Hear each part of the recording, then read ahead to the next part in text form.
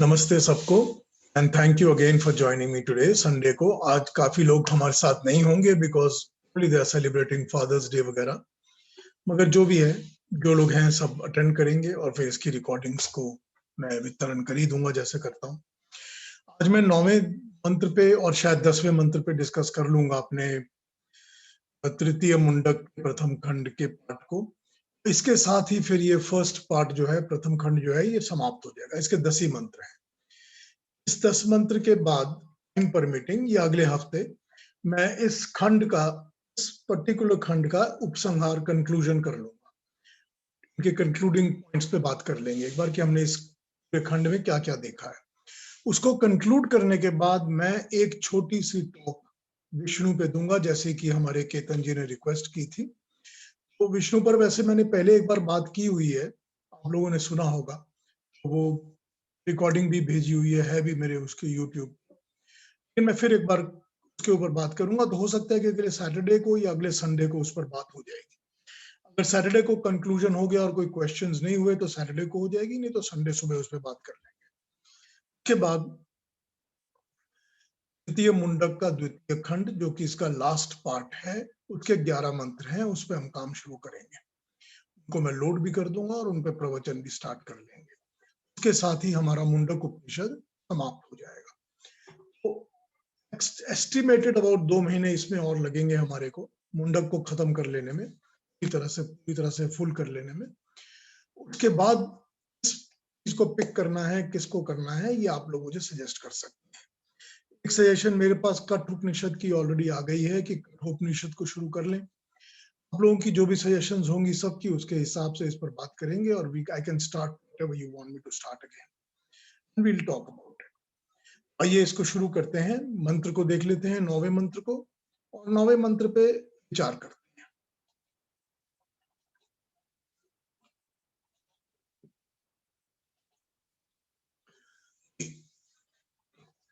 ईशो अनुरात्मा सा वेदितव्यो यस्मिन् प्राणः पंचधा संविवेश प्राणैश्चित्तं सर्वमूतं प्रजानां यस्मिन् विशुद्धे विभव एष आत्मा।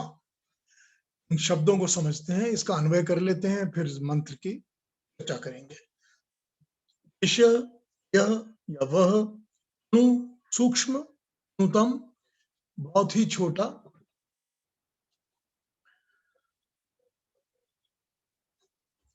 आत्मा जीवात्मा, चेतसा चेतन से, ज्ञान से वेदितव्य जानने योग्य है, जिसमें प्राणः प्राण पंचधा 5 रूपों में 5 भेदों में समविवेश विष्ट हो रहे हैं, हो रहे हैं। प्राण इन 5 प्राणों से, 5 प्राणों के साथ में सर्वम सारा ही उत्तम व्याप्त है, फैला हुआ है। प्रजा नाम सब प्रजा प्राणधारी का, यस्मिन जिसके विशुद्ध विशेष शुद्ध हो जाने पर विभवती प्रकाशित करता है, वैभव समर्थ होता है। यह आत्मा, परमात्मा जीवात्मा दोनों। ये मंत्र को समझते हैं और मंत्र की चर्चा करते हैं।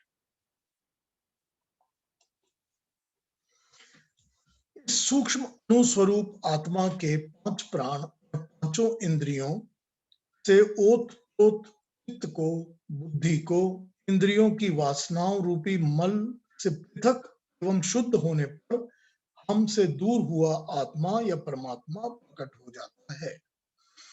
उस परमात्मा तत्व को जानने के लिए, रियलाइज करने के लिए ही इस मानव शरीर के अंदर यानी चेतना, मन और बुद्धि, इनको 5 प्राणों के द्वारा एनर्जाइज, वाइटलाइज किया गया है।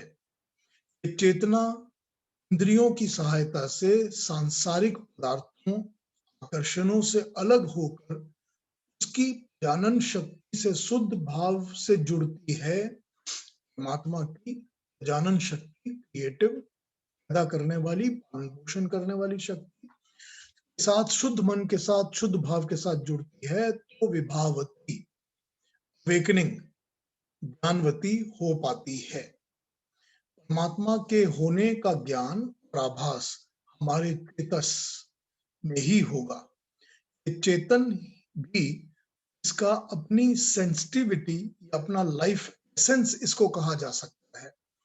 आत्मा की सेंसिटिविटी या तो उसकी अपनी लाइफ एसेंस इसको कहा जाता है। ये शरीर का ही हिस्सा है, हमारे बॉडी शरीर का ही हिस्सा है और प्राणों के द्वारा ही जीवित चलता है। इसी को परमात्मा के एसेंस के साथ जोड़ना है, इसको यूनाइट करना है। हमको हमारा ये चेतन मिला ही इस पर्पस के लिए है। इस बात को एक मिनट समझते हैं। यहाँ पर यह बताया गया है कि जो लाइफ का बेसिक एसेंस है, हमारा जो कॉन्शियस है, हर लेवल का कॉन्शियस, सुपर कॉन्शियस, सब कॉन्शियस, हमेशा अलाइव रहने वाला, अवेकन रहने वाला कॉन्शियस, हर लेवल का जो कॉन्शियस है वो हमारा चित्त है, चैतन्य है, चित्त है। ये चेतन जो है ये मन और बुद्धि के द्वारा काम करता है और इंद्रियों से इंफॉर्मेशन लेकर ये चेतन तत्व उसकी एनालिसिस करता है, उसकी एग्जीक्यूशन करता है। ये सारा काम उसी से चलता है। अब इनको, इस चेतन को वाइटलाइज करने के लिए, एनर्जाइज करने के लिए ही 5 किस्म के प्राण हमको मिले हैं। 5 प्राण यानी कि 5 पांचों अलग अलग प्राण, प्राण अपान व्यान समान उदान, जो प्राण हैं वो शरीर के अंदर काम कर रहे हैं। और वो शरीर के अंदर कैसे काम कर रहे हैं? वो शरीर के अंदर काम कर रहे हैं ताकि ये चेतना, मन और बुद्धि ये सब वाइटलाइज होके, एनर्जाइज होके काम कर सकें। ये हमारा लाइफ एसेंस है। इस लाइफ एसेंस को जो इन सब चीजों के साथ जुड़कर वाइटलाइज होकर काम कर रहा है, उस लाइफ एसेंस को परमात्मा के भाव से, उसके होने से अटैच करना है, यूनाइट करना है। ये मंत्र बड़े सिंपल तरीके में यही बता रहा है कि इस चेतन तत्व का, इस लाइफ एसेंस का पर्पस ही ये है। तो हमारा चेतन तत्व है, कॉन्शियस बीइंग है, हमारी सारी अनुभूतियों, सेंसिटिविटीज का आभास कराता है, आभास करता है। हमारे अंदर जितने भी अनुभव होते हैं, जितने भी हमारी सेंसिटिविटीज ग्रास्प करती हैं, चलाती हैं, वो सारा का सारा एक चेतन तत्व, हमारा कॉन्शियस बीइंग ही उसको हमको एक्सपीरियंस कराता है, आभास कराता है, मिलाता है। ये काम, सेंसिटिविटीज का काम अनुभव कराने के लिए हमारे मन, बुद्धि, इंद्रियां सब इसमें हेल्प करती हैं, ये सब आभास कराती हैं। हमारा चेतन तत्व 5 प्राणों से ही जीवित है, एनर्जाइज्ड है। 5 प्राण अपना अलग अलग ढंग से चेतन में काम करने की अनुभूति की शक्ति देते हैं। ये चेतन के सेंस कॉम्प्लेक्स के साथ, जो चेतन है इसका जो वेरियस अलग अलग टाइप का सेंस कॉम्प्लेक्स है, उस सेंस कॉम्प्लेक्स के साथ ये इंटरवोवन है। चेतन और इसका ये सेंस कॉम्प्लेक्स बना ही इसलिए है वो परमात्मा के ज्ञान को पा सके। हमारे चेतन का पर्पस ही यही है। प्राण जो मिले हैं वो प्राणों का पर्पस ही यही है, हम उस प्राण को देने वाले का आभास, उसको पहचान सकें, उसका ज्ञान पा सकें। जब हमारा ये चेतन तत्व, सेंस कॉम्प्लेक्स इस पर्पस की ओर केंद्रित होगा, तब ये स्वयं को शुद्ध करेगा और प्रकृति के आकर्षणों, वासनाओं से हटेगा। इन सब से हटकर जब ये इसमें जुड़ेगा,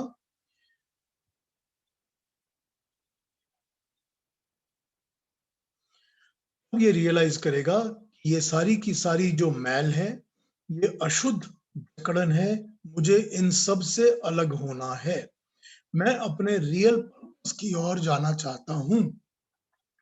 मेरा रियल एक्चुअल पर्पस क्या है? जब अपनी वासनाओं, अपने आकर्षणों, अपने प्रकृति के सारे जुड़ने के सारे कारणों से अलग होगा, भी इसको ये रियलाइज होगा कि जो मेरा सेंस कॉम्प्लेक्स है उसका रियल पर्पस क्या है, तो उसको तभी पता चलेगा। तो ये चेतन तत्व हमारा, ये हमारा जो सेंस कॉम्प्लेक्स है, अपनी प्रजा को इस पर्पस के आने में लगा देगा। चेतन तत्व की प्रजा क्या है? चेतन तत्व की प्रजा है आत्मा, मन, बुद्धि, इंद्रियां, सारी चीजें जो कि काम कर रही हैं। ठीक है, प्रजा का जो मालिक है वो आत्मा है, आत्मा के ही अंडर में चेतन तत्व है, लेकिन चेतन तत्व की अपनी प्रजा है। उसकी अपनी प्रजा कौन सी है? सेंस कॉम्प्लेक्स जो है, सेंस कॉम्प्लेक्स उसकी अपनी कौन सी प्रजा है? उसकी अपनी प्रजा है, मन है, बुद्धि है, इंद्रियां हैं। सारा ज्ञान प्राप्त करती हैं, ज्ञान प्राप्त करके हर किस्म के काम को करने का डिसीजन लेती है। और चेतन तत्व की प्रजाओं को और चेतन तत्व को एनर्जाइज और वाइटलाइज करने के लिए ही प्राण दिए गए हैं। और ये 5 प्राण अलग अलग तरीके से शरीर के अंदर जाकर समाकर इनको सबको एनर्जाइज वाइटलाइज करते रहते हैं।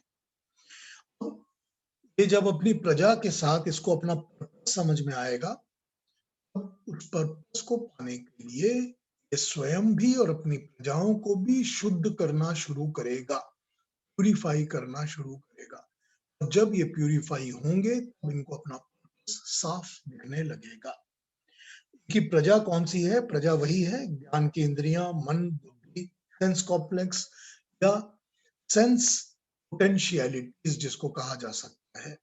सेंस पोटेंशियलिटीज क्या है? हमारी सेंस पोटेंशियलिटीज ये इंद्रियां हैं जो कि सेंसेस हमको देती हैं, और फिर हमारी बुद्धि है जो उसका विवेचन करती है, एनालिसिस करती है, और हमारा मन है जो डिसाइड करता है I like it, I don't like it, this is for this purpose, this is for this purpose, सब चीजें डिसाइड करता है। यहीं से, इन्हीं के द्वारा सारी सेंसेस को, सारी सेंस की पॉसिबिलिटीज को, पोटेंशियलिटीज को ये चेतन तत्व गैदर करता है, एक्वायर करता है, और एक्वायर करके उसे मन और बुद्धि के पास भेज देता है एनालिसिस और एग्जीक्यूशन के लिए। ये सब इस चेतन तत्व की प्रजा है। मंत्र कह रहा है कि जब ये चेतन तत्व स्वयं शुद्ध होगा तब ये अपनी प्रजा को भी शुद्ध करेगा, भी ये अवेकनिंग अंदर से जागेगी, विभावती, वो प्रकाश, वो ज्ञान, वो वैभव। मेरा पर्पस तो कुछ और ही है और मैं कहीं और भटक रहा हूं। ये ज्ञान, ये अवेकनिंग, ये वैभव, भावती भी जागेगी, ये चेतन तत्व स्वयं शुद्ध होगा, अपनी प्रजा को शुद्ध करेगा। मंत्र में कहा है यस्मिन प्राण पंचधा समविवेश। ये प्राण 5 अलग अलग प्राण इस शरीर में प्रविष्ट किए गए हैं, डाले गए हैं, बाहर से उनको प्रवेश दिया गया है। ये शरीर का भाग नहीं है, हम इसको प्रकृति से प्राप्त नहीं करते। हम शरीर को प्रकृति से प्राप्त करते हैं। हमारी बॉडी जो है वो 5 एलिमेंट्स से बनती है। हम अपने अंतःकरण चतुष्टय को भी प्रकृति से प्राप्त करते हैं। मन को, बुद्धि को, चित्त को, अहंकार को हम प्रकृति से प्राप्त करते हैं। ये सारी चीजें आत्मा के साथ जुड़कर आत्मा शरीर में आती है, ये सारी चीजें उसको प्रकृति द्वारा ही मिलती हैं। लेकिन ये जो प्राण है ये प्रकृति के द्वारा नहीं मिलती, हमको प्रकृति नहीं देती।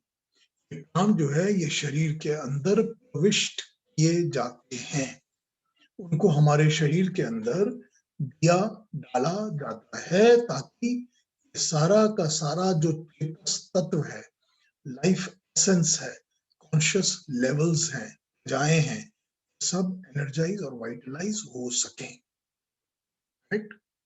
ये हमारे शरीर का भाग नहीं है, प्राण है। इस तरह से हमारी इंद्रियां हैं, हमारा मन है, हमारी बुद्धि है, वो हमको सब बाहर से मिलते हैं प्रकृति से, लेकिन जो प्राण है दे आर ब्लेस्ड बाय परमात्मा, केवल परमात्मा से ही मिलते हैं, प्राण दाता से ही प्राण मिलते हैं, जो कि कभी भी ले जा सकते हैं, कभी भी विड्रॉ हो सकते हैं। उन पर हमारा प्रकृति का या हमारा कोई कंट्रोल नहीं होता। हमारे शरीर का, हमारे मन का, बुद्धि का, चित्त का, अहंकार का कोई कंट्रोल नहीं होता। वो प्राण परमात्मा ने दिए हैं और वो परमात्मा के साथ ही आते हैं और परमात्मा जब चाहे वो ले सकता है। हम जब जन्म लेते हैं तो अपनी आत्मा के साथ अंतःकरण को लपेट कर जन्म लेते हैं। अंतःकरण मन, बुद्धि, चित्त और अहंकार को लपेट कर जन्म लेते हैं। ये हमको प्रकृति से मिल जाता है, हमारे साथ ही रहता है, हर बार साथ रहता है, हर जन्म में साथ रहता है, हमको मिलता रहता है। शरीर भी प्रकृति से मिलता है, लेकिन प्राण वो सिर्फ परमात्मा देता है, वो केवल परमात्मा द्वारा ही मिलता है, जो कि शरीर को, अंतःकरण को काम करने की क्षमता देता है। हमारे शरीर को, हमारे चित्त को, हमारे सारे अंतःकरण को काम करने की क्षमता सिर्फ प्राणों से ही मिलती है। लेकिन फिर भी हम इतने थैंकलेस हैं, हम उसको एक्नॉलेज भी नहीं करते, रिकॉग्नाइज भी नहीं करते। क्यों? क्योंकि केवल हम प्रकृति के साथ ही जुड़े रहते हैं, उसी को अपना सब कुछ समझते हैं। जो ये प्राण बाहर से मिलते हैं, इनका मुख्य उद्देश्य ही यह है कि इनसे अपने सेंस कॉम्प्लेक्स को, अपने चेतन को प्रकाशमान करो। विशुद्ध ज्ञान देने के लिए मिले हैं ये प्राण, विशुद्ध ज्ञान को प्राप्त करो। ये प्रकाश मिला ही इसलिए है, आलोकित होकर अपने अंदर छिपे हुए, अपने अंदर के अंधकार को प्रकाश से हटाओ और उस परमात्मा को, उसके दर्शन पाने के मार्ग को साधो। उसको समझो कि वो प्राणदाता ने प्राण क्यों दिए हैं और ये प्राणों द्वारा ये सारा का सारा सिस्टम, सेंसरी कॉम्प्लेक्स सिस्टम जो है, इसको एनर्जाइज, वाइटलाइज क्यों किया गया है। जब प्राणों की शक्तियों से इंद्रियां काम करती हैं, तो वो ज्ञान लाकर देती हैं बुद्धि को। उन्हीं प्राणों की शक्ति से बुद्धि भी अपना विवेचन कार्य पूरा करती है और उन्हीं प्राणों की शक्ति से चल रहे मन को इंफॉर्मेशन दे दी जाती है। मन भी उन्हीं प्राणों की मदद से काम करके निर्णय लेता है, कर्म इंद्रियों को डायरेक्शन देता है। कर्म इंद्रियां भी सारी की सारी 5 प्राणों की सहायता से ही अपना सारा काम करती है। सारा कुछ उन प्राणों से हो रहा है। तो प्राणदाता को पहचानने में क्यों हमारी हिचकिचाहट होती रहती है। इतने सारे ज्ञान की प्राप्ति में सहायक ये प्राण यही बता रहा है ना, इन्हीं प्राणों की शक्ति से और प्रकाश से उस प्राणदाता को देखो और उसको समझो। यही पर्पस है। उसे पाने का मार्ग तो स्वयं प्राणदाता ने ही दिया है। केवल शिफ्ट इन फोकस की जरूरत है। हमारे को अपने फोकस में थोड़ा शिफ्ट लाना पड़ेगा।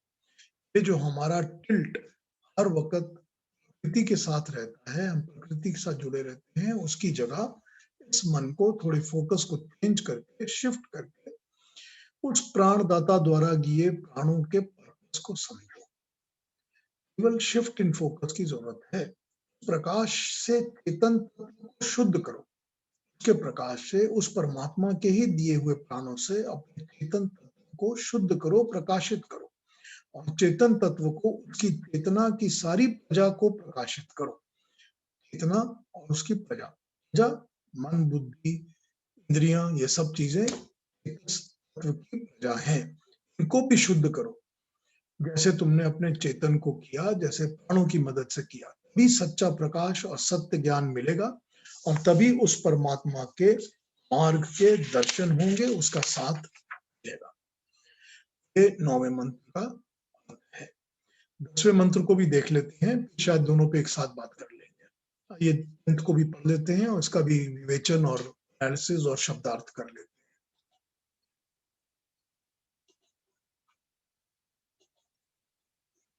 दसवां मंत्र है इस उपनिषद के खंड का।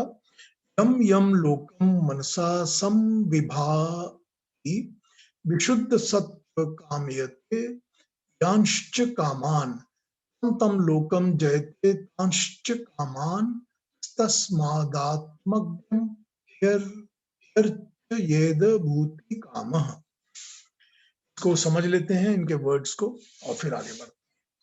यम यम मतलब जिस जिस या जिन जिन, लोकम लोकों में, लोक में या स्थिति में, मनसा मन को, मन से, संविभाति, संकल्प किया जाता है, चिंतन किया जाता है, जिसके अंदर संभावती प्रकाशित की जाती है। शुद्ध सत्व, शुद्ध निर्मल अंतःकरण वाला कामयते, आता है, कामना करता है। ज्ञान और भिन्न, कामान, कामनाओं की, उन या उस लोक स्थिति में, लोक में, लोक को जयते, जय कर लेता है, प्राप्त कर लेता है। और उन समान कामनाओं को अस्माद, उस कारण से, आत्मज्ञ, आत्मज्ञानी की निश्चय से अर्चयेत, पूजा करें, अर्चना करें। भूति कामः, विभूति का, कल्याण का इच्छुक, उस ऐश्वर्य की कामना करने वाला। ये इसका शब्दार्थ हुआ। ये अब मंत्र को समझते हैं और इसके पर्पस को जानते हैं और इस पर डिस्कस करते हैं। विशुद्ध आत्मा वाला जिस जिस लोक की कामना या इच्छा या भावना करता है, उस लोक की, उस लोक को और कामना करता, जिसकी कामना वो करता है, उसको वो प्राप्त कर लेता है। ज्ञानी मनुष्य जिन कामनाओं को पाने के लिए, जिस स्थिति को पाने के लिए यत्न करता है, लगा रहता है, उस कामना को, उस स्थिति को या उस लोक को वो प्राप्त कर लेता है। ठीक, ये हो गई यहाँ पर मंत्र का सीधा सीधा, प्रैक्टिकल और सिंपल बात है ये। इस खंड का ये लास्ट मंत्र है। खंड के आरंभ में आवाज थोड़ी कट रही है पीयूष जी। अच्छा, आज आवाज कट रही है? हाँ, कोई वर्ड्स कट रहे हैं। ओ, तो प्रॉब्लम सॉल्व हो गई थी मेरे ख्याल से। किसी और को भी है? हाँ, हमें भी कटी कटी आवाज बीच बीच में आती है, तो वी जस्ट कंटिन्यू। तो प्रभा जी की बात सही है। ठीक है, मैं देखता हूँ। एक्चुअली जो लेट एंटर करते हैं ना, वो अपने आप को म्यूट नहीं करते। हाँ जी, तो उनका माइक इंटरफियर करता रहता है। मैं कर रहा हूँ, लेट मी ट्राई। पीयूष, कभी कभार हो रही है, बीच में कट रही है, हल्की हल्की। ठीक है, मैं कर रहा हूँ। I'll do it.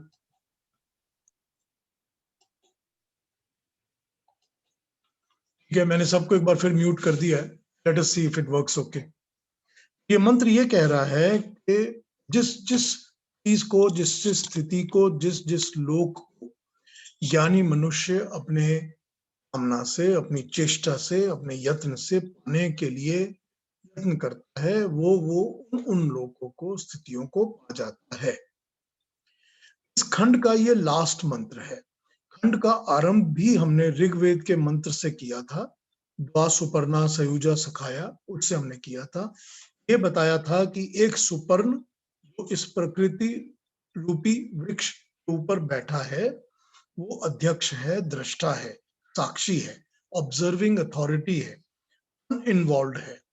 और दूसरा सुपर्ण फल चखने में और भोग करने में व्यस्त है, फुल्ली इन्वॉल्व है।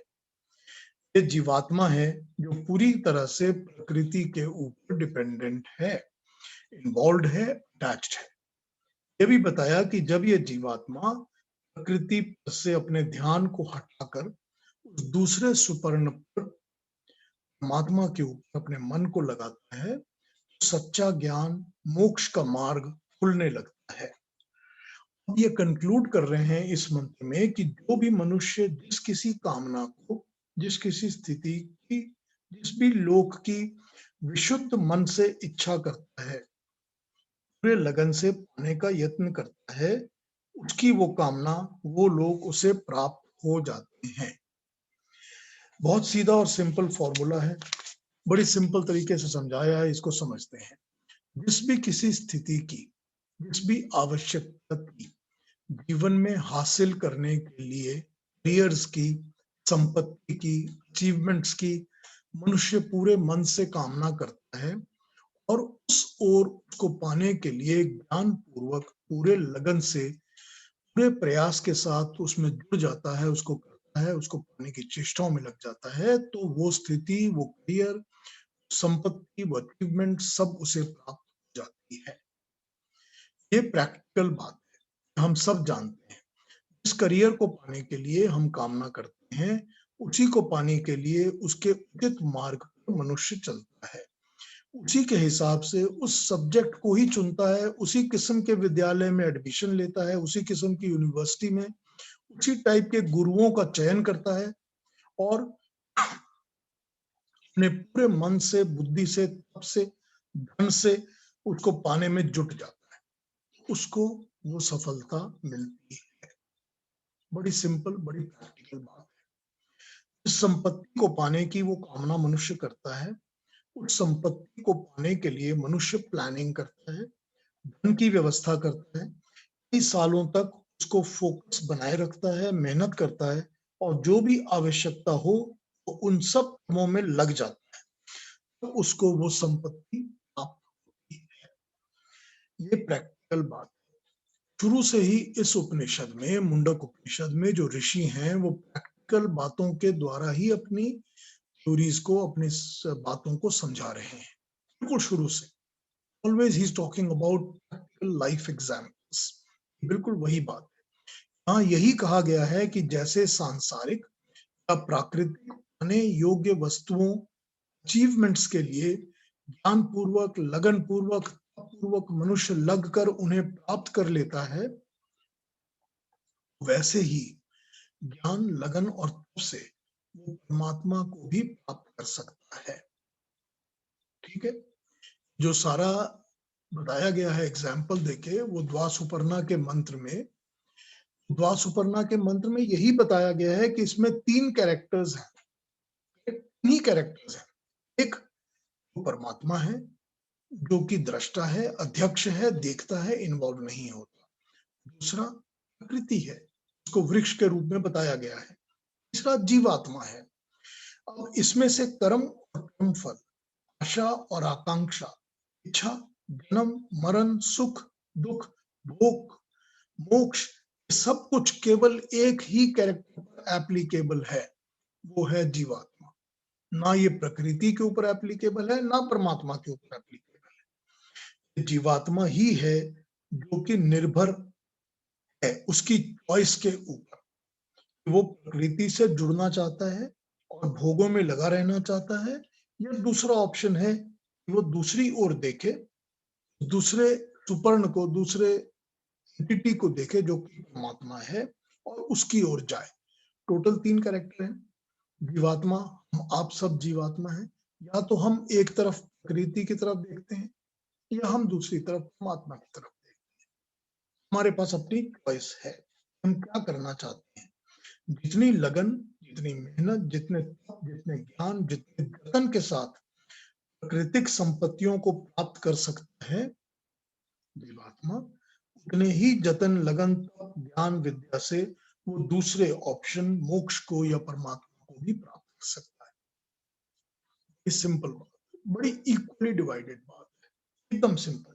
जैसे प्रकृति का भोग करके, अन्न के द्वारा, खाने पीने के, फूड के, अन्न के द्वारा, अपने मन, बुद्धि, चित्त, अहंकार के द्वारा, अपने शरीर और इंद्रियों के द्वारा वो सारा कुछ उसे पाने की इच्छा, कामना रहती है, वो सब कुछ पाता है। जो हमारे शरीर को फीड करता है उसके द्वारा, जिससे हमको शक्ति, एनर्जी मिलती है। अपने चेतन तत्व के द्वारा, अपने मन और बुद्धि के द्वारा, अपने अभिमान, अहंकार के द्वारा और अपनी इंद्रियों के द्वारा जिनसे हम काम लेते हैं, और इच्छाओं और कामनाओं के द्वारा हम जिस तरह से प्रकृति के सारे सुखों को प्राप्त करने के लिए कामनाएं, चेष्टाएं, यत्न करते रहते हैं, इच्छा करते रहते हैं, वैसे ही उसी हृदय के अंदर बैठे सखा भाव के साथ जो बैठा है परमात्मा, जो परम ब्रह्म है, जिसने ये प्राण हमको दिए हैं और जिन प्राणों के सहारे ही हम सारी शक्तियों के द्वारा काम कर रहे हैं, विभूतियों के द्वारा काम कर रहे हैं, हम उसको पाने की इच्छा और कामना भी उसी प्रकार कर सकते हैं। जीवात्मा has the choice of the tilt that will determine his, this and all next lives. बड़ी सिंपल बात है। हम सब जीवात्माओं के पास ये चॉइस है कि हम किस तरफ टिल्ट करना चाहते हैं। हाँ, ये सच है, जो उनको परमात्मा से कुछ लेना देना ही नहीं है, जो ओपनली कहते हैं I don't believe there is something called God, उसको इससे कुछ नहीं लेना। उनको किसी टिल्ट की तरफ सोचने की जरूरत ही नहीं है, क्योंकि वो पहले ही टिल्टेड हैं टुवर्ड्स प्रकृति और वो यहीं रहेंगे। तो उनके लिए ये ज्ञान है ही नहीं, उनके लिए ये काला अक्षर भैंस बराबर है, उनको ये कुछ समझ में आने वाली बात ही नहीं है। लेकिन जो ये चाहते हैं कि मुझको मोक्ष का प्राप्त हो मार्ग, मुझको जन्म मरण के बंधन से मुक्ति मिले, मुझको अगले जन्म सुधार हो, इस जन्म से बेटर जन्म मिले और उसके बाद फिर और अच्छा जन्म मिले, ज्ञान मिले, सच्चा ज्ञान मिले। क्योंकि इस उपनिषद के शुरू में ही जो शिष्य शौनक आया है ऋषि के पास, उसने यही कहा है कि मुझको उस ज्ञान बताओ जिस ज्ञान को पाने से सब ज्ञान की प्राप्ति होती है। ये लिखा ही उस ज्ञान के पीछे के लिए है सारा का सारा उपनिषद। तो वही बात यहाँ पर कही है कि इस तरफ आपका तीर्थ है, आपकी जो मेहनत है, जो सारा का सारा लगन है, जो सारा तप है, सारा ज्ञान है, इष्टाएं हैं, कामनाएं हैं, वो किस तरफ की ओर है? क्या वो प्रकृति की ओर है?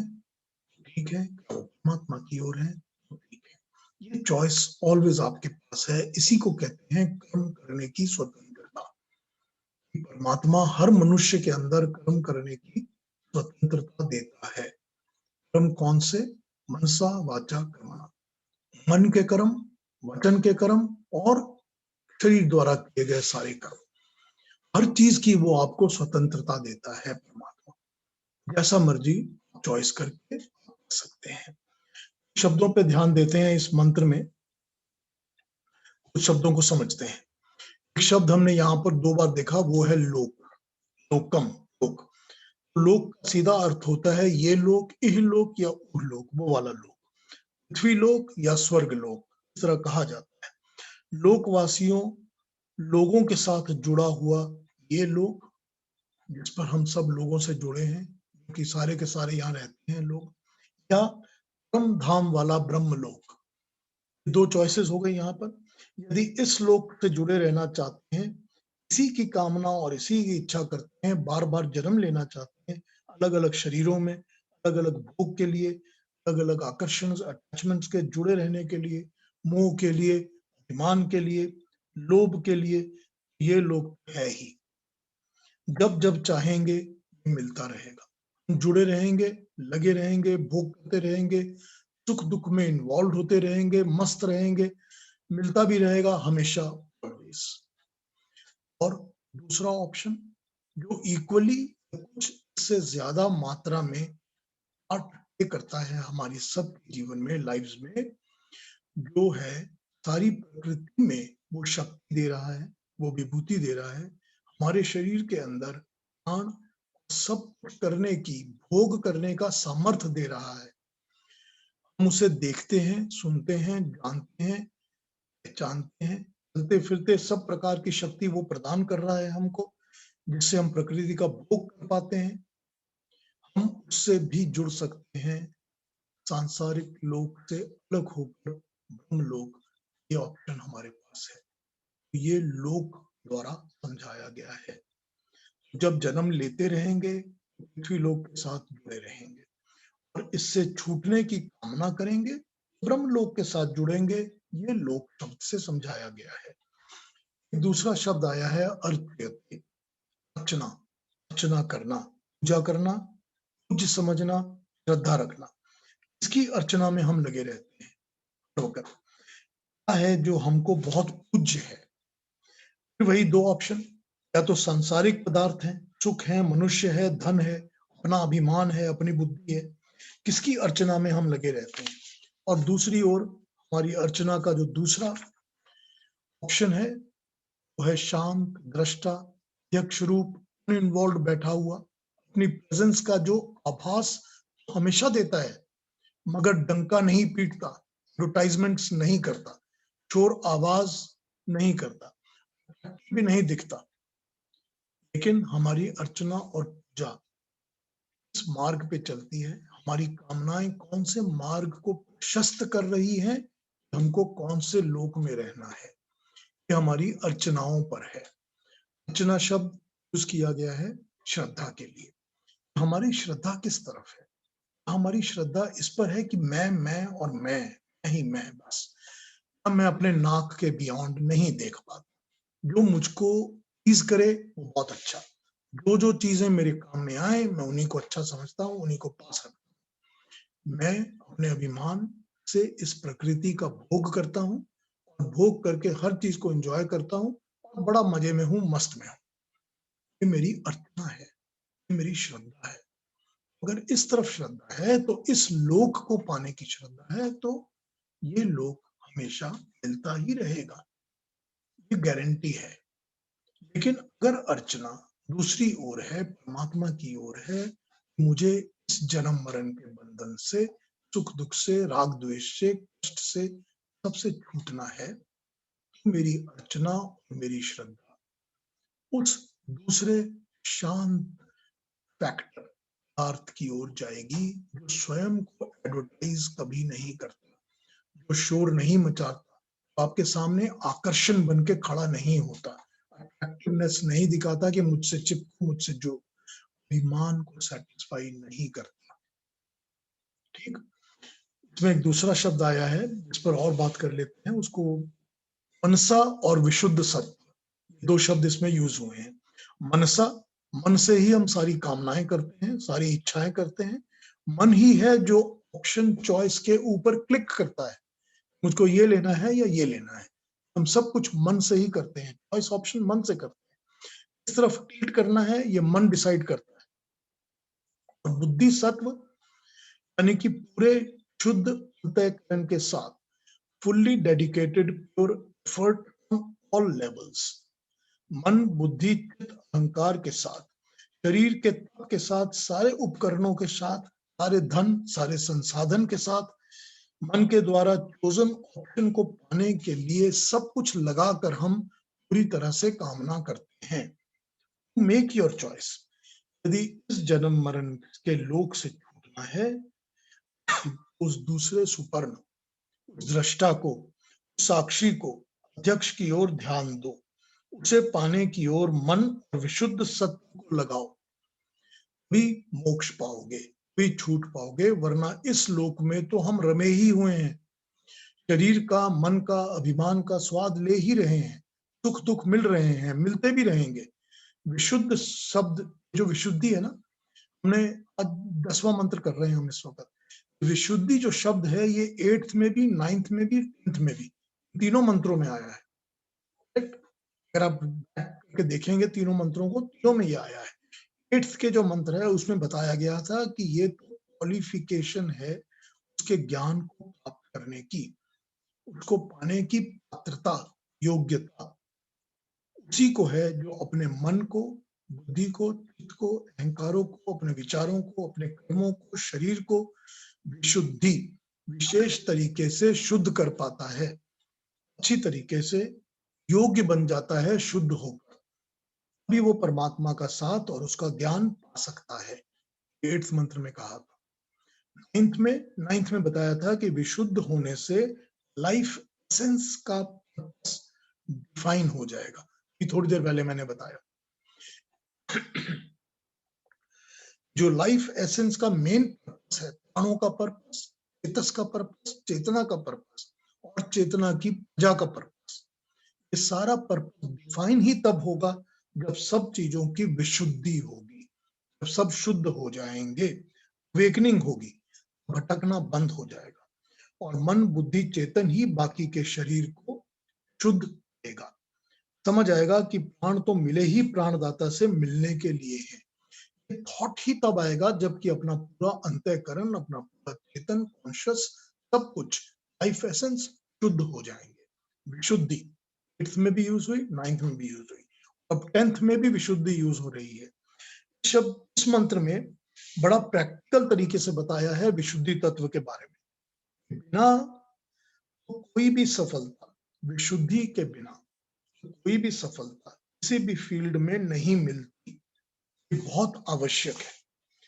सभी प्रकार का चिंतन, सभी प्रकार का सच का ज्ञान, सही मार्ग, सभी कुछ विशुद्ध अंतःकरण के होने पर ही हो सकता है। जैसा बताया है कि विद्वता वही है, विद्वान वही है जो परमात्मा के ज्ञान और ध्यान से जुड़ा रहता है। वही सच्ची विशुद्धि है, वही है जो परमात्मा के ज्ञान और ध्यान से जोड़ देती है, वरना विशुद्धि कैसी। तो यहाँ पर 10th मंत्र में जो विशुद्धि है उसको अलग डिफाइन कर दिया कि प्रैक्टिकली विशुद्धि वही है जो कि परमात्मा से जोड़ती है, वरना कोई विशुद्धि नहीं है, वरना नॉर्मल एवरेज। इसको जरा सत्यप्रकाश, स्वामी सत्यप्रकाश जी के ट्रांसलेशन से पढ़ के समझते हैं, बड़ा इंटरेस्टिंग है। For the person whose nature has been purified, no state, no world remains unattainable, whether imagined or desired. Kaman kamayati, kaman kamayati, imagined or desired. He, that person, verily conquers that state or that world, or that loka, and obtains all his cherished desires. Such person himself attains that state of esteem, archana, that belongs to the Supreme Self. ये उसकी अर्चना है, ये उसने supreme self के साथ जोड़ने के लिए जो प्रार्थना कामना की है, यही वो विशुद्धि है, यही विशुद्धि का कमाल दिखाया गया है यहाँ पर। यही सच्चे चित्त और सच्चे अंतःकरण की विशुद्धि है। ये इस 10th मंत्र में इसको इस तरह समझाया है। तो यहाँ पर हमने आज अपने इस खंड को कंप्लीट कर लिया। मैंने 10वें मंत्र कर ली है। अगले हफ्ते हम इसके इस खंड के कंक्लूजन पे बात करेंगे कि मैं 10 के 10 मंत्रों को एक बार फिर रीअसेस, रिहैश कर दूंगा, और उस कंक्लूजन के बाद हम, जैसा रिक्वेस्ट किया गया था, हम भगवान विष्णु पे थोड़ी सी बात करेंगे। उसके पश्चात फिर अगले मुंडक के अगले खंड, यानी तृतीय इसी मुंडक के अगले खंड पे बात शुरू करेंगे।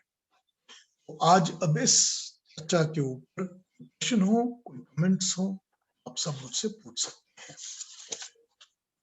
आई होप कि अब बाद में मेरी वॉइस ठीक हो गई थी, उसमें डिस्टरबेंस नहीं हुई होगी। नहीं, आवाज अभी भी पूरी क्लियर नहीं थी। या सेम थिंग, थोड़ी थोड़ी बीच बीच में कट रही थी। कई वर्ड्स जो है ना मिस हो रहे थे, कम हो गया था। ये संडे मॉर्निंग वाली इंटरनेट की प्रॉब्लम लगती है फिर से। May be. हाँ पीयूष जी, मुझे एक प्रश्न करना है। हाँ जी। एक चीज समझनी है, जैसे हम परमात्मा और आत्मा की बात करते हैं, जैसे हम चित्त, मन, बुद्धि, अहंकार की बात करते हैं, तो ये चेतना तत्व क्या हुआ? Where does it fit in the overall scheme of things? You know, I'm a little confused कि चेतना क्या जीवात्मा है कि चित्त है कि what is it? नहीं, देखिए, इसको यूं समझिए कि ये हमारा अवेयरनेस, कॉन्शियसनेस है।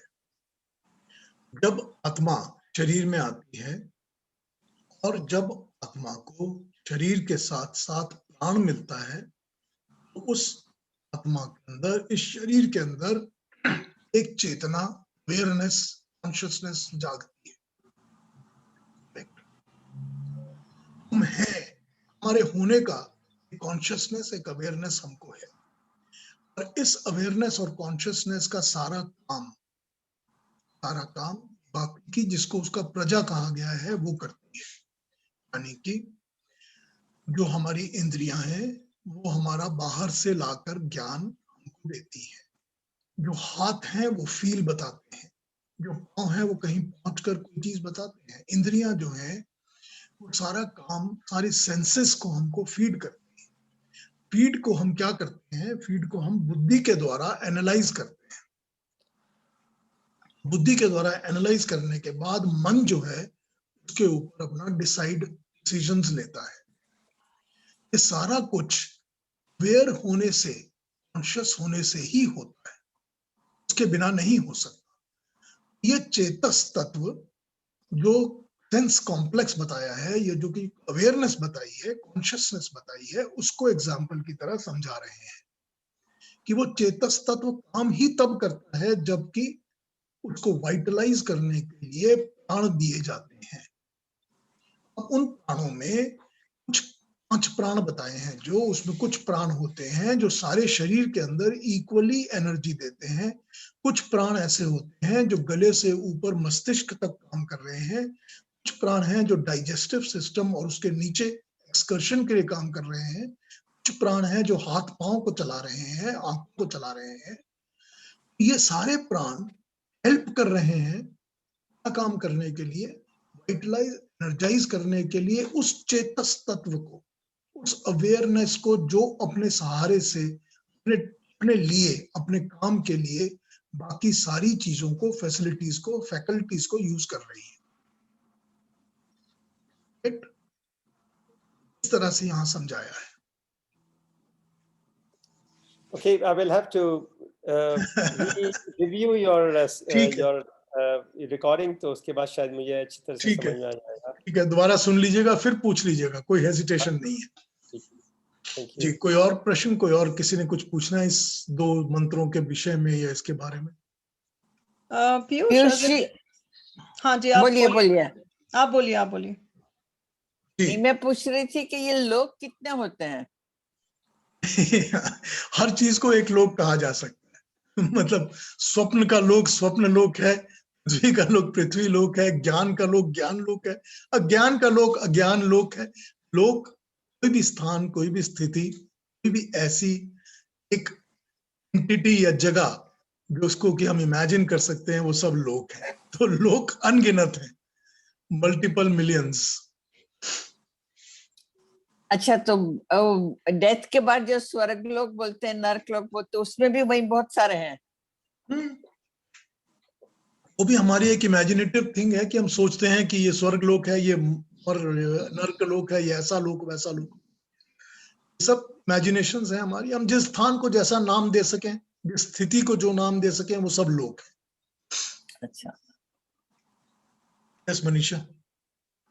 Piyush, I was going to ask कि as a general guideline, let's say कि आप ये सब follow कर रहे हो, you don't have to answer if you don't want to, लेकिन आप obviously जीवन भी जी रहे हो और संसार में भी रह रहे हो, आपके परिवार भी हैं, तो what percentage or what proportion of that day, let's say, आप उसमें कितना proportion अपना आत्मचिंतन में या स्वाध्याय में या what do you think is a recommended amount कि हम थोड़ा बहुत अपना shift कर सकें attention प्रभु ईश्वर की तरफ? ये कोई डिफाइंड इसमें प्रिस्क्रिप्शन नहीं है, इतना ही देना है, इतना नहीं देना है, ऐसी कोई प्रिस्क्रिप्शन नहीं है। ये हर एक इंडिविजुअल पर डिपेंड करता है, अपने पर। उसमें ऐसा है कि अवेयरनेस अगर अंदर जाग जाती है या थैंकफुलनेस जाग जाती है कि मुझे पता है जो मेरे प्राण हैं, प्राणों का पर्पस है परमात्मा के साथ जुड़ना, ये एक शिफ्ट ऑफ फोकस है। उसका ये मतलब नहीं है कि मैं प्राण लेने बंद कर दूं। उसका ये मतलब भी नहीं है कि जो प्राण मेरे खाने को हजम कर रहे हैं वो आने बंद हो जाएं। ये उसका पर्पस नहीं है, मतलब ये नहीं है। मतलब ये है कि मुझे ये अवेयरनेस होनी चाहिए कि ये प्राण, ये जो शरीर के अंदर सारी शक्तियां हैं, मेरी अवेयरनेस, मेरी कॉन्शियस है, वो सब का टिल्ट परमात्मा की तरफ होना चाहिए, भोगों की तरफ नहीं होना चाहिए। ये कहीं नहीं कहा गया कि अपनी रिस्पॉन्सिबिलिटीज को पूरा मत करिए, कहीं नहीं कहा कि सक्सेस को मत डिजायर करिए और अचीव करिए। शुरू से ही इस उपनिषद में कहा जा रहा है कि सक्सेस बहुत जरूरी है, उसको पाना ही है, शुरू से कहा जा रहा है। तो जीवन यापन बहुत जरूरी है, लेकिन इस जगह पर जहां पर भी मैं सक्सेस प्राप्त करता हूं, वहां मुझे अभिमान नहीं करना है। जहां भी मैं जो प्राप्त करता हूं, जो मुझे दिखता है, सारी चीजों के साथ मुझे जुड़ना नहीं है, मुझे इनके साथ पकना नहीं है, मुझे अट्रैक्टिव आकर्षणों से बचना है, ताकि मैं दूसरी तरफ के अपने टिल्ट को डिसबैलेंस ना करूं। वो जब टिल्ट का बैलेंस स्टार्ट हो जाएगा, उस तरफ का अवेयरनेस स्टार्ट हो जाएगी, उसके साथ जुड़ना शुरू हो जाएगा, अपने आप ही दूसरी साइड की चीजें छूटती चली जाएंगी। अपने आप ही लगेगा कि ये अभिमान मुझे शोभा नहीं देता। तो लगेगा कि ये सारा का सारा अटैचमेंट्स, अट्रैक्शंस, ठीक है, मैं इस पे काम करता हूँ, मैं इनसे काम लेता हूँ, मैं इनको सफलता के लिए यूज करता हूँ, लेकिन मैं इनसे जुड़ता नहीं हूँ। जुड़ना मुझे सिर्फ एक तत्व के साथ है जो कि परमात्मा तत्व है। जब ये मन के अंदर बैलेंस और टिल्ट हो जाएगा तो अपने आप ही समझ आ जाएगा हर इंसान को अपनी अपनी परिस्थिति, अपने अपने कैरेक्टर, नेचर के हिसाब से मुझे कितना टिल्ट उस तरफ करना है, कितना नहीं करना है। Does this answer you? हाँ, मैं ये भी सोच रही हूँ कि अगर स्वाध्याय करना चाहे मनुष्य, तो क्या किसी पुस्तक या किसी ग्रंथ की जरूरत है, कि अपने अंदर ही मेडिटेशन करके, सोच विचार करके you can basically find out कि आपका नेचर क्या है, या आपको किस किस चीज की कामना है? Would that be a... दोनों चीजों की बैलेंस जरूरत है। बैलेंस इसलिए जरूरत है कि बिन गुरु ज्ञान कहाँ से पाऊं। Yes. पुस्तकों को अपने स्वाध्याय के लिए लाना बहुत जरूरी है, क्योंकि आर्ष पुस्तकें ही ज्ञान प्रदान करती हैं, और जो ज्ञान होता है वही मेडिटेटिव स्टेट के अंदर मनन चिंतन करने का मार्गदर्शन करता है। तो आप चाहें तो कोई गलत चीज उठा के पढ़ सकते हैं, तो उसका ज्ञान भी आपके मेडिटेटिव स्टेट में काम करता रहेगा। जो भी आप पढ़ रहे हैं वो करेगा, जिसको भी आप फॉलो कर रहे हैं। झूठे न्यूज चैनल्स को देखते रहिए, उसका ज्ञान आपको प्रभाव करता रहेगा। आप कोई भी अच्छी पुस्तक उठा के पढ़िए, उसका ज्ञान प्रभाव करेगा। तो मैं मनन ये भी चिंतन- सोचती हूँ, अक्सर सोचती हूँ कि कितना सारा कचरा हमको टेलीविजन पे दिखने को मिलता है। There is so much rubbish all around us कि हम लोग कंज्यूम करते हैं उसको, लेकिन वो भी काफी उसमें परहेज करना पड़ता होगा। We must have to be very careful. What are we taking in? What ये are तो we चॉइस taking in? बताइए ना। ये तो बताया है कि जो चेतस है, अवेयरनेस है, उसकी चॉइस है। हमेशा ही परमात्मा ने हमको कर्म करने की चॉइस दी हुई है, हमेशा वो चॉइस है हमारे पास। अगर अपने आप को सेल्फ इंप्रूवमेंट की जरूरत है, इसके पहले मंत्रों में बताया था ना, सबसे पहले तो अपने दोषों को पहचानो। मेरे अंदर ये दोष है कि मैं इन चीजों से जुड़ता हूं। अगर वो दोष को समझोगे तभी उसको करेक्ट कर सकोगे, वरना करेक्शन ही नहीं होगी। जब दोष ही नहीं है मेरे में कोई भी, तो फिर करेक्शन की कोई जरूरत ही नहीं है, तो मैं परमात्मा ही हूं। सो पहले ये सारा का सारा स्टेप वाइज, ये तभी तो ये उपनिषद शुरू से ही स्टेप वाइज प्रैक्टिकल एग्जांपल दे दे के समझा रहा है। भाई इस तरह काम करो, नेक्स्ट स्टेप ये है, उसका अगला स्टेप ये है, ये फॉलो करो, ये काम करो। तो ये जो चॉइस है, ये जब चॉइस बिल्कुल क्लियर सामने आ जाती है, तो अपने आप ही उस ट्रैश के साथ मन लगना बंद हो जाता है।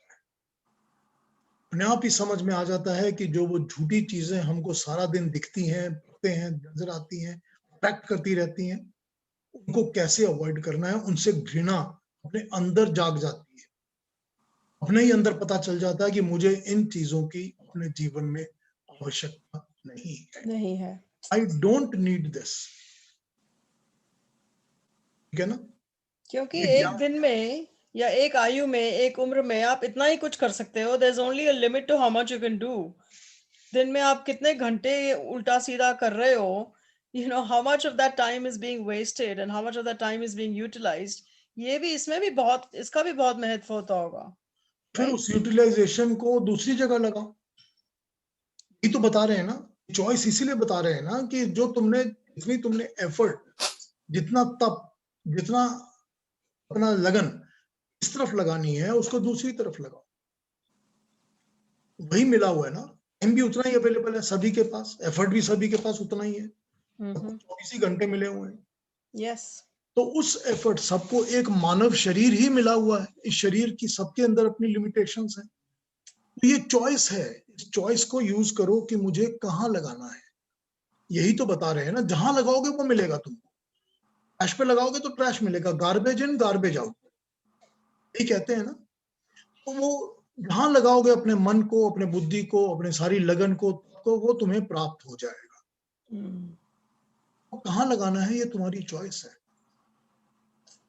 चॉइस के ऊपर ही ये इन 2 मंत्रों में बताया गया है। ये भी एक एजुकेशन का सवाल है कि हम बच्चों को क्या सिखाते हैं और किस तरफ ले जाते हैं। उसमें फिर काफ़ी उनकी आदतें बन जाती हैं और उसके बाद फिर जब वो बड़े होते हैं तो वो वही वैसे ही काम करते हैं। बिल्कुल ठीक बात। इसीलिए बचपन से ही बताना, सिखाना और एग्जाम्पल सेट करना पड़ता है। यही एक तरीका है, यही मार्गदर्शन का उपाय है। और कोई प्रश्न, कोई और कमेंट इस 2 मंत्रों Thank के you. ऊपर? Anybody else?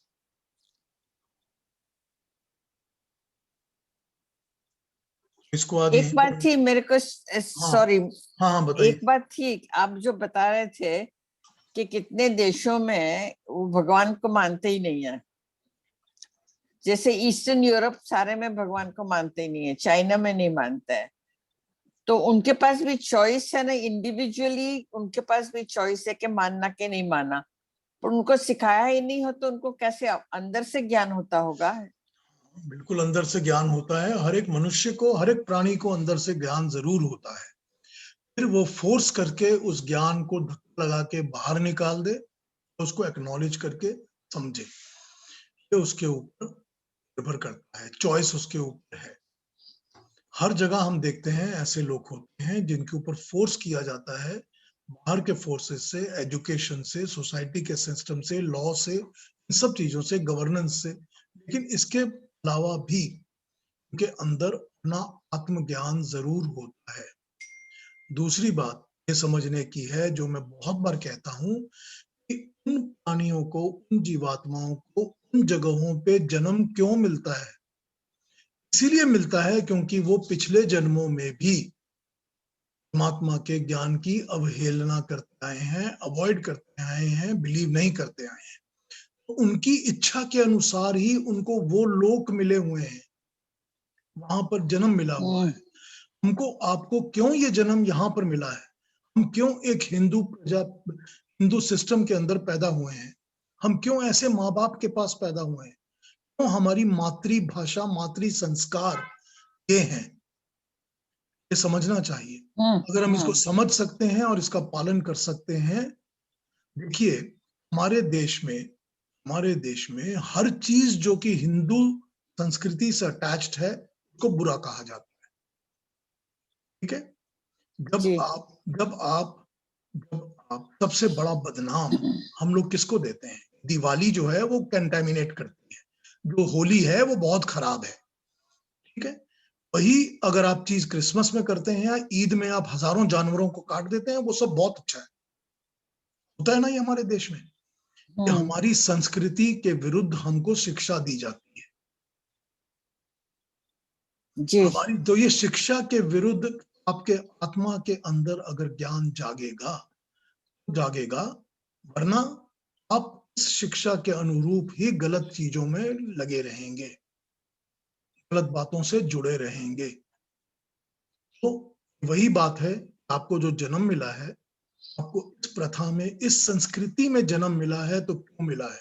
इसीलिए मिला है कि आप इस संस्कृति के साथ विद्रोह करें, इसी के अगेंस्ट में काम करें। ठीक है, आपकी ये चॉइस है, और ये मिला है कि आप इसको समझें, एडैप्ट करें, इसको फॉलो करें, ये आपकी चॉइस है। अगला जन्म उस हिसाब से मिलेगा। जिनको यहाँ पर विरोध है, जिनको यहाँ पर सब कुछ बुरा लगता है, नहीं जी दिवाली नहीं होनी चाहिए, होली नहीं होनी चाहिए, कुंभ नहीं होना चाहिए, सब कुछ उनको विरोध लगता है, जनेऊ मत पहनिए, पूजा पाठ मत करिए, अगर सब चीज में उनको विरोध लगता है, तो फिर वो क्यों नहीं दोबारा वो परमात्मा उनको वो ईस्टर्न यूरोपियन या चाइना वाली जगहों में पैदा कर दे कि तुमको जरूरत ही नहीं है इसकी। ठीक है ना? फिर उन लोग उस तरह के देश में जन्म लेंगे, मतलब जो भी वो सोसाइटी है, ताकि वो न्याय सिस्टम है ना परमात्मा का, कि जो मांगोगे वही मिलेगा। कितना साफ है, कितना अच्छा है ये सिस्टम भी, कि जिसको जो चाहिए वो मिल भी जाता है। बिल्कुल ठीक बात बस है। यही है कि चाहना सही चीज को चाहिए, है ना? यही ऑप्शन है। ऑप्शन तो यही है कि मेरी चॉइस क्या है। भाई मेरी चॉइस है कि मैं बार बार जन्म लेता रहूं, मैं हर प्राणी शरीर में आऊं, मैं भोग करूं, एंजॉय करूं, ठीक है, बहुत अच्छा है, वो मिलता रहेगा, जरूर मिलेगा। मेरी चॉइस है कि मैं इस सब चीजों से छूट जाऊं, मैं परमात्मा को पहचानूं, मैं मोक्ष करूं, ठीक है, इसकी तरफ यत्न करो, वो भी मिलेगा। यही तो बताया है ना, what you कितने want you will get. भाग्यशाली हैं, What we you are so want, you will lucky. get. That is true. हम कितने भाग्यशाली हैं, कितने लकी हैं कि हम हिंदू पैदा हुए हैं और हम भारत में पैदा हुए हैं नहीं तो और ऐसे हम इस संस्कृति ऐसे से बहुत जुड़े सारे हुए हैं हैं। जो कहते हैं इसमें भाग्य क्या है, बहुत बुरी बात है। नहीं, ये तो हमारे अच्छे कर्म ही होंगे। है ना?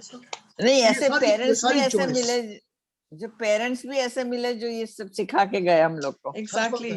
एग्जैक्टली इस पर सोचना पड़ता है कि परमात्मा ने आपको इस जगह, इस शरीर में, इस स्थिति में, इस लोक में क्यों जन्म दिया है, क्यों जन्म दिया है। ऐसे माता पिता आपको क्यों दिए हैं, ऐसी एक पद्धति, ऐसी एक संस्कृति के साथ क्यों जोड़ा है। क्या आप उसकी इच्छा, इस कर्म फल के अनुरूप उसके साथ ऑनेस्ट हैं, या इसी के ऊपर आप विश्वासघात कर रहे हैं, सोचना पड़ता है। जी, ठीक है जी, चलिए, thank you. Very good thank you Piyush, everybody. बहुत बढ़िया। नमस्ते नमस्ते। क्या नमस्ते लगता है? बहुत बढ़िया आपको अभी पीयूष जी। कहते हैं पीयूष जी, नमस्ते। आपको चिंतन करना होगा मेरे सवाल का कल का। हाँ, कभी बात करेंगे उस पर, मैं और आप दोनों बात करेंगे उस पर। हाँ जी, हाँ जी। हाँ जी। मुझे क्या लगता है कि there is probably 1% of the world population who are spiritually inclined, and we are part of that 1%. बाकी तो 99% तो रखड़ चुके हैं इधर उधर, उनको मालूम ही नहीं है हो कि गए हैं, उन लोग खो गए हैं अपने आप में। देखिए भगवान कृष्ण ने गीता में क्या कहा है कि लाखों करोड़ों में एक विरला इंसान ऐसा होता है जिसकी इच्छा होती है मुझे प्राप्त करने की, मेरे पास आने की। राइट। अब वो आप चाहे लाखों करोड़ों में हम अपने आप को एक समझ लें या ना समझ लें, वो ठीक है, मगर यस, रेयरेस्ट ऑफ रेयर ऐसे होते हैं जो कि अपने प्राकृतिक आकर्षणों को, सबसे बड़ी बात अपने अभिमान को छोड़कर परमात्मा के अंदर शरण लेने की सोचते हैं। बहुत रेयर होते हैं, सौभाग्यशाली होते हैं। तो जैसे मनीषा ने कहा, we are lucky lot, so we Yes. should bless ourselves. That We is should very bless true. each We should other. understand the No, we are blessed.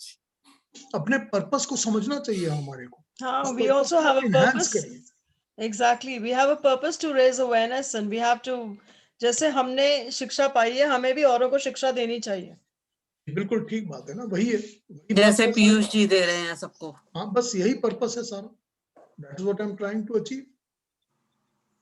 Piyush ji, आज सुशांत बैनर्जी ज्वाइन हुए हैं। अच्छा। Sushant, very much. अपना परिचय दे दो। Sushant, welcome very much, thank you ji, thank you for joining.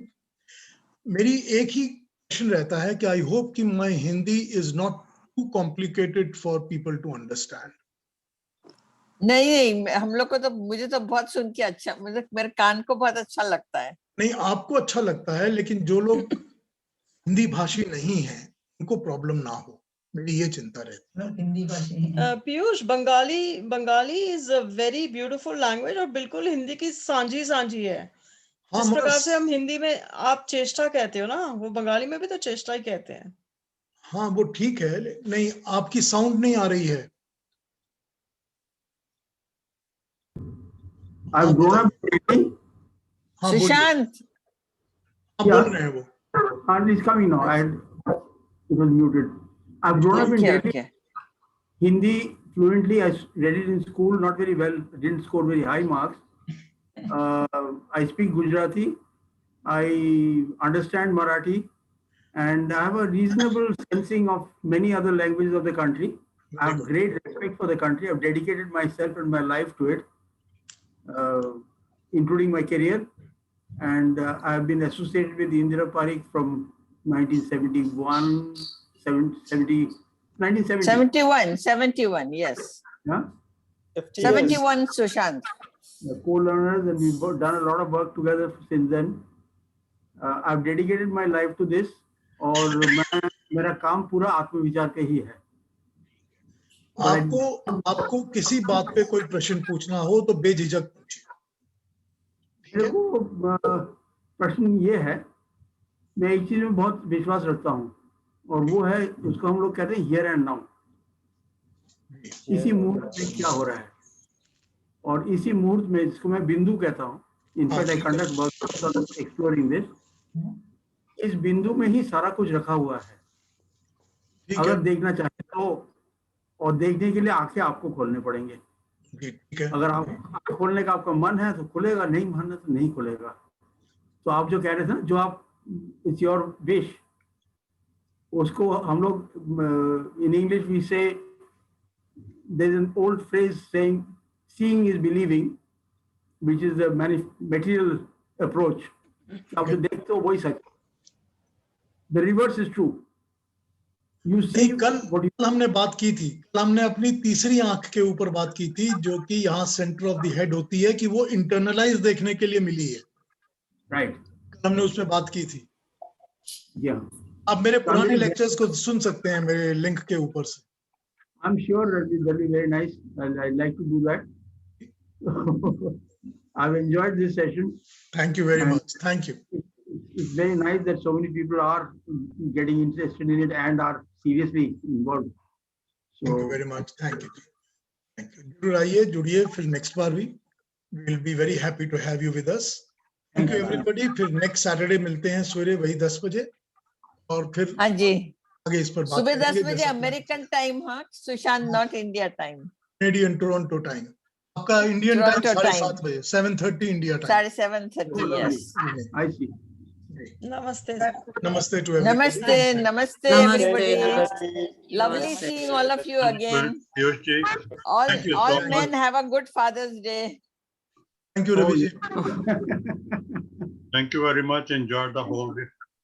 Thank you. Yes, bye.